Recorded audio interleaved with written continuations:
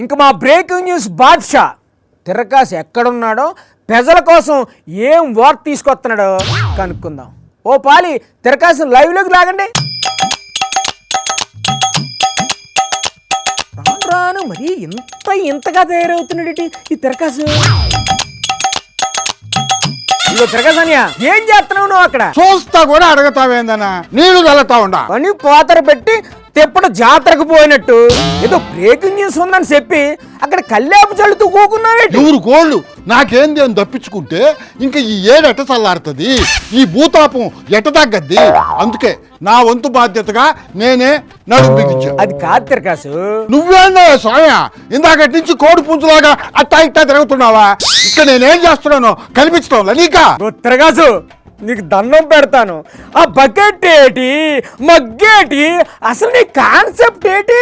ఎన్నికలకు ముందు అడ్డగోలు హామీలు ఇచ్చి గెలిచా కనిపించకుండా పోయిన రాజకీయ నాయకుల్లాగా ఆ నైరుతి ప్రతిభవనాలు అడ్రస్ లేకుండా పోయాయి, తెలుసు కదా నీకు? అవును, ఇంతవరకు ఒక్క వర్షం కూడా గట్టిగా పడలేదు. అదంతా ఎల్నినో ఎఫెక్ట్ అంట. దానివల్లే ప్రపంచం అంతా వేడెక్కిపోయిందంట.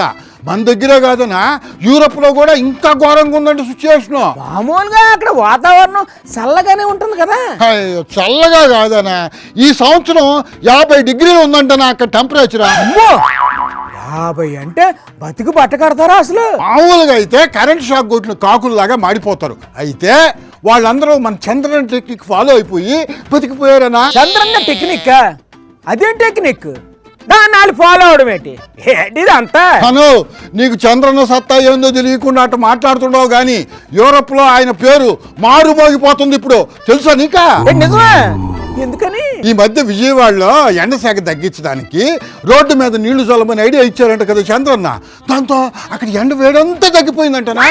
ఇప్పుడు మన బాబు గారి ఐడియాను కాపీ కొట్టి యూరోప్ లో రోడ్ల మీద నీళ్లు చల్లి ఎండ శాఖ తగ్గించుకుంటున్నాం. అయ్యి బాబోయ్, ఎవరు చెప్పారు ఇదంతా నీకు?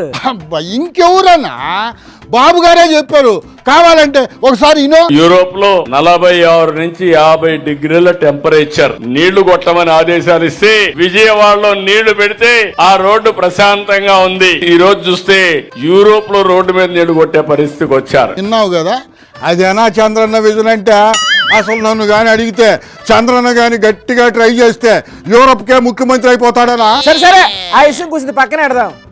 ఇప్పుడు నువ్వు అక్కడ ఏం చేస్తున్నావు అనేది నాకు అసలు ఏం అర్థం కావట్లేదయ్యా. ఏమిలే, నా వంతు ప్రయత్నంగా ఏడు తగ్గించేదానికి రోడ్డు మీద నీళ్లు చల్లుతా ఉన్నా. ప్రకాశం, నువ్వు ఎక్కడ ఉండాల్సినోడు కాదు. నాకు తెలుసు జోగన్న, నేను ఏ యూరోప్ లోనో ఉండాల్సినోడిని, కర్మగాలి ఇక్కడ ఉన్నా. ఇదిగో అబ్బా, ఇంకోసారి కానీ మళ్ళీ అడ్డం వచ్చావనుకో 2 కాళ్ళు ఇరిచేస్తా. ఏమి చల్లదనం వద్దా నీకా? ప్రకాశ్, ఏంటా గొడవ? చూడు జోగన్న, ఇందాకటి నుంచి ఇక్కడే తిరుగుతా ఉంటాడు కందిరీ తిరిగినట్ట. నన్ను నా పనే చేసుకొని ఇట్లా అయితే ఎండసేగ ఎట్ట తగ్గుతుందనా? ఇదో ప్రకాశ్, వర్షం పడుతుంది, ఇంకా అక్కడ ఉన్నావేటి? జలుబు చేస్తుంది, తొందరగా ఆఫీస్కి వచ్చాయి. ఓయమ్మ, సగంలో ఆపేస్తే ఎండసేగ ఎట్ట తగ్గుతుంది జోగన్న? చల్లదనం వద్దా నీకా? ఒరే నాయనా, ఓ పక్క వర్షం పడుతుంటే నీళ్లు చల్లుతావేటి? నీకన్నా పిచ్చా ఎర్రా? ఆ మాత్రం ముందు చూపు లేకుండానే ఇంత దూరం వచ్చాను అనుకుంటున్నావా ఏందా? నా ఏర్పాట్లు నేను చేసుకునే వచ్చా. ఏం ఏర్పాట్లు చేసుకున్నావు? ఇదిగో చూడు, మనసుంటే మార్గం ఉంటుంది జోగన్న. ఆల్రెడీ వర్షం పడుతుంది కదా, మళ్ళీ నీళ్లు చల్లటం ఎందుకు తిరకాసు? అను, వర్షం పడ్డా పిడుగులు పడ్డా ఈ పని అయితే ఆగదనా? నీకు బాగా పిచ్చి ముదిరిపోయింది జోగన్న. ఏంటి? నువ్వు కూడా రారాదా? నేనేమో ఈ రోడ్డు కవర్ చేస్తాను, నువ్వు ఆ పక్క రోడ్డు కవర్ చేద్దు గాని. బకెట్ మగ్గు అన్నీ ఉన్నాయి నా దగ్గర. చాలే, బాగా ఎక్కువైపోయింది నీకు. ఏందోలబ్బా, ఈ మధ్య మనుషులకి కొంచెం కూడా బాధ్యత అనేది లేకుండా పోయిందా? సమాజం పూర్తిగా చెడిపోయింది. ఊరేటన్నా పోనీయనా, నా పని మాత్రం నేను చేస్తా. జయము జయము చంద్రన్న. ఆయన ఏదో సరదాగా చెప్తాడు, దానికి తగుదనమ్మా అంటూ మా తిరగాసనే బకెట్టు మగ్గు పట్టుకొని తయారైపోయాడు. ఎలా బతుకుతాడు ఏటో.